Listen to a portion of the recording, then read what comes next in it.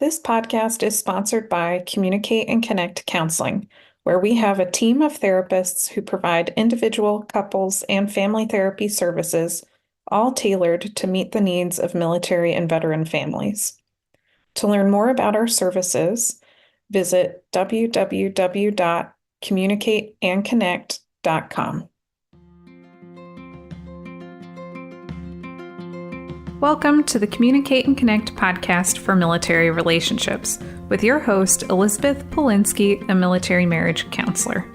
If this is your first time listening to the Communicate and Connect podcast, please take a second to go rate, review, and subscribe to make sure you get all our future episodes.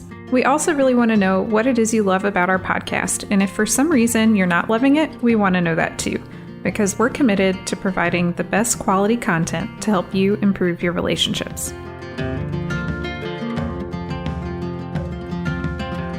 You're listening to episode 26 on decision making in relationships.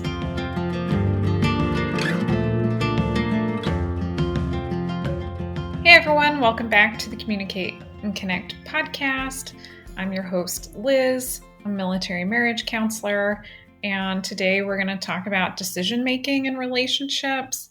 And I think I'll start off with a story that actually just recently happened for me, like in the past week and a half, actually, in my relationship.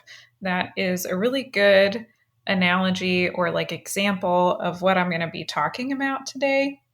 So, as you all know, I am a marriage counselor in Norfolk, Virginia. I provide marriage counseling mostly to military and veteran couples, although I do have some other couples that find me who are not connected to the military, and I work with them anyway. But at least 80% of the people that I work with are either active duty military or veteran couples.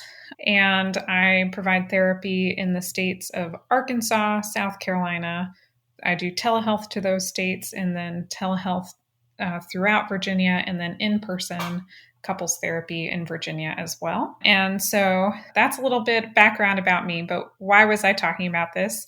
I was trying to say that because recently I've been finding that, especially for my active duty couples, it's really hard to get consistent with couple therapy just because their schedules, the military schedule, can be pretty unpredictable, and it's hard for them to be consistent just because of their military schedule. And so I've been thinking recently about ways to try to do stuff that isn't the regular, like weekly couple therapy type of session, just for those couples who are not able to make that work with their schedules. Obviously, this podcast is a great resource. That's one of the reasons I created this podcast, because there were a lot of people reaching out to me from other states, but I can only actually provide therapy services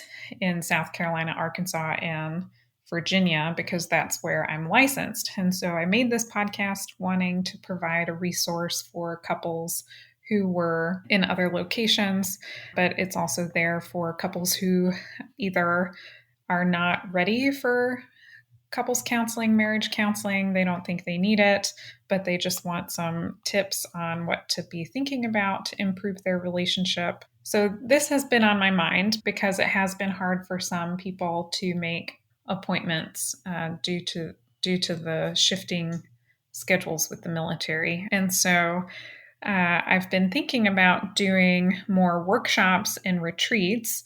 I haven't quite just started to do that, but I've been planning it out a little bit. So look out for that in the future. And a couple weeks ago, I was interested in doing this retreat program that would help me plan out some couples retreats for military couples who can't quite make it into regular couples counseling. And the cost of the program was like $3,000. And it would be a business expense for me because I own my own business, therapy business. And I was really excited. I really am hoping to do this. And I wanted to go ahead and spend $3,000 on this program to help me plan out my first retreat, my first couples retreat. And my husband wanted me to wait. And so this is where we get into decision making and who has decision making power in relationships. So, on the one hand, it's my business. My husband is not part of my business. He's in no way legally connected to my business. It's totally mine, right? So, on the one hand, I should, quote unquote, have total say on how business expenses are spent and how the business money is spent and what I do with that. And on the other side, my husband is doing a lot to financially support me while I finish my PhD program in couple therapy. And I do think it is very reasonable for him to want to have a say and for him to say that spending a couple $1,000s would be better if that went to our family and not to the business currently until after I finish my PhD program and can do even more with the business. And so this is kind of what we're going to be talking about today is who gets to decide in this scenario. And again, there's no right or wrong answer. It's just pros and cons and something that you and your partner have to decide for yourselves who gets decision-making power. And if you guys are not on the same page with this, then it can be a source of conflict. Having an argument or a disagreement over power and decision-making responsibility is a very common experience. My experience with the business is just one example, but there are millions of examples I could go with. And people have different preferences for whether they get to decide something or if their partner should decide or if they want it to be a joint decision-making process where we collectively together decide together, and that's how it is. Another example outside of the business one that I just mentioned would be parenting. It's very common for couples to have different parenting styles. And talk about a hot topic issue is people feel very, very strongly about how they treat and discipline their kids. And if you have a different parenting style than your spouse, then this is probably going to be a source of conflict. And I see it a lot in couples therapy and the couples that I work with. So you want to know who gets to decide. Who gets to decide what type of parenting we're going to do with the kids? Who gets to decide what type of discipline we're going to use? That is something you guys want to probably decide on together, because if one person is deciding, if person A is deciding and person B doesn't care and they're just going with the flow, then you know what? No problem, right? But if both people feel really strongly, then how are you going to come to an agreement? I found a worksheet that I'm going to include in this episode's show notes.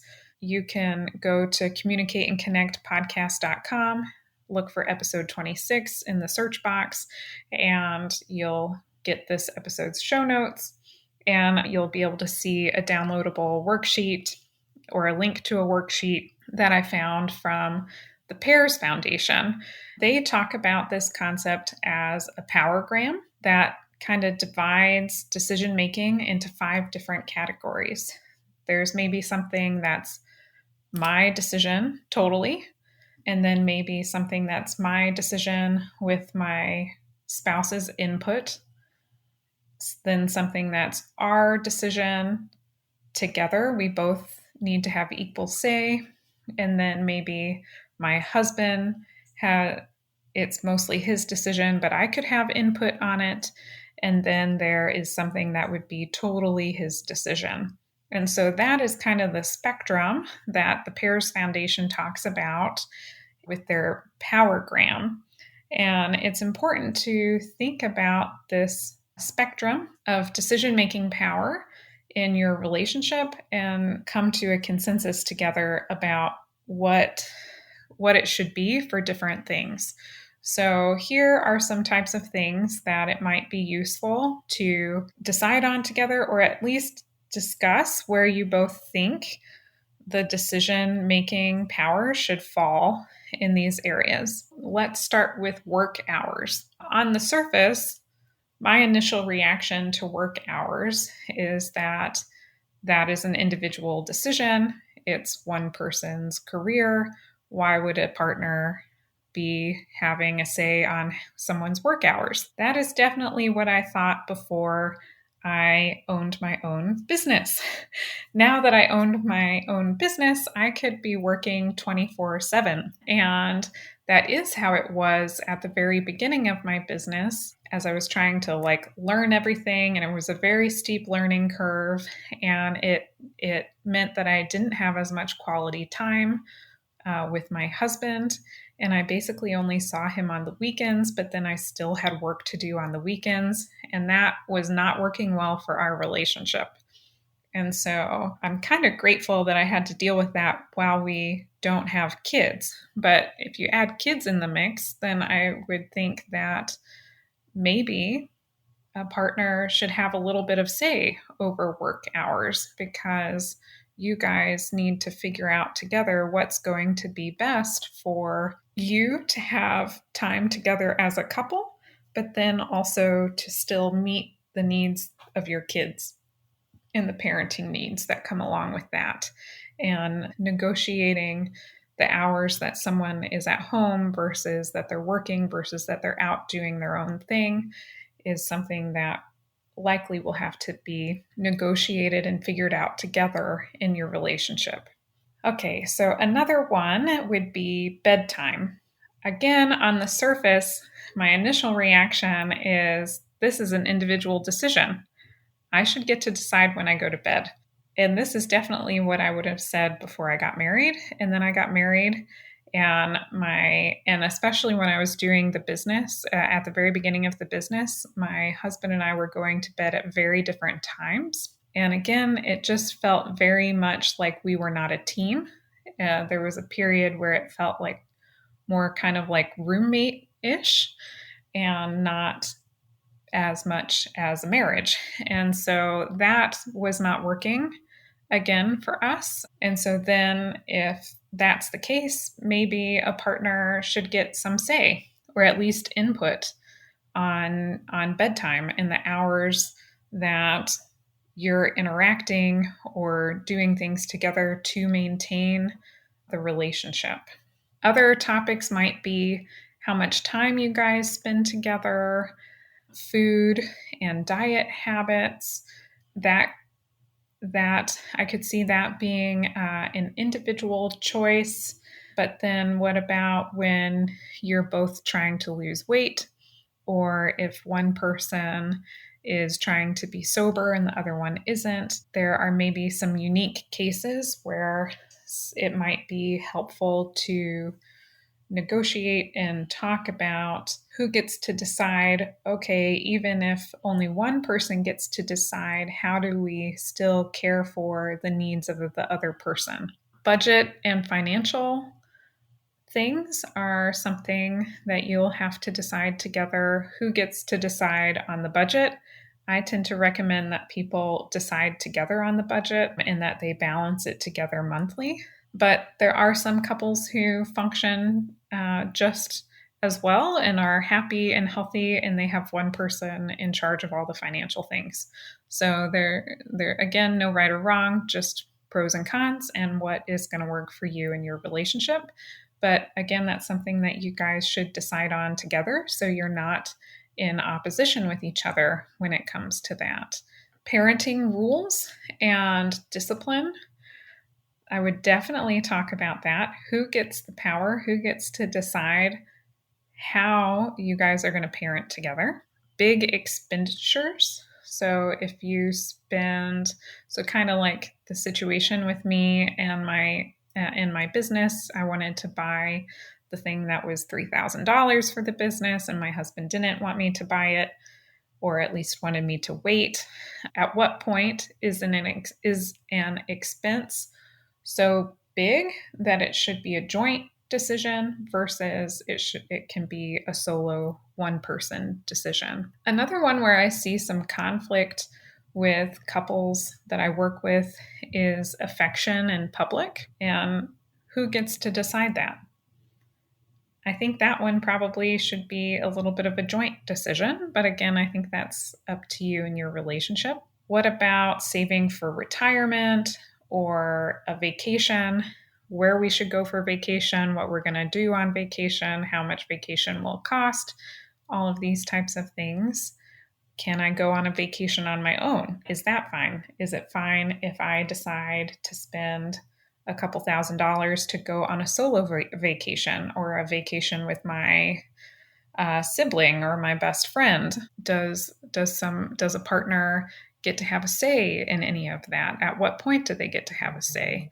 Those are things to talk about. So again, I'm probably saying this too much, but again, no right or wrong answers. As long as you guys are talking about it and deciding together where you are at and what you want to do in your relationship. I think the biggest conflict comes from when these things are not talked about and you guys have different expectations on who gets to decide and how much input each of you has.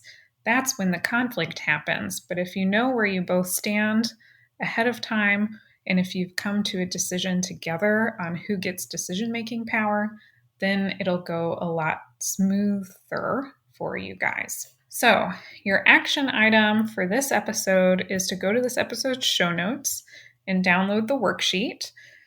You want to give one worksheet to your partner, and then you fill out the worksheet. So you both fill out the worksheet separately, and then you come together and you compare. What did you say for all the things that you thought should be your choice versus your partner's choice versus a choice you should make together? And what did your partner say on what they thought should be their choice versus your choice versus a joint decision-making process? And then on the items that there are discrepancies or differences, you can go through and talk about it together and decide together how you want to handle that. Do you want it to be mostly your decision with some input? Do you want it to be only your decision, or do you want it to be a joint decision? So if you do this exercise, please find me on social media and tell me how it went. I would love to hear if you found this helpful for your relationship. All right, until next time, guys.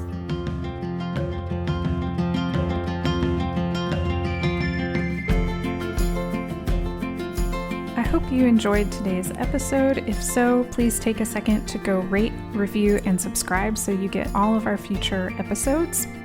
Make sure to check out the show notes to sign up for our free 10-week relationship email course. This email course is really designed for people who are maybe having trouble with communication or connection in their relationship, and helping them develop some quick wins right away to start improving it.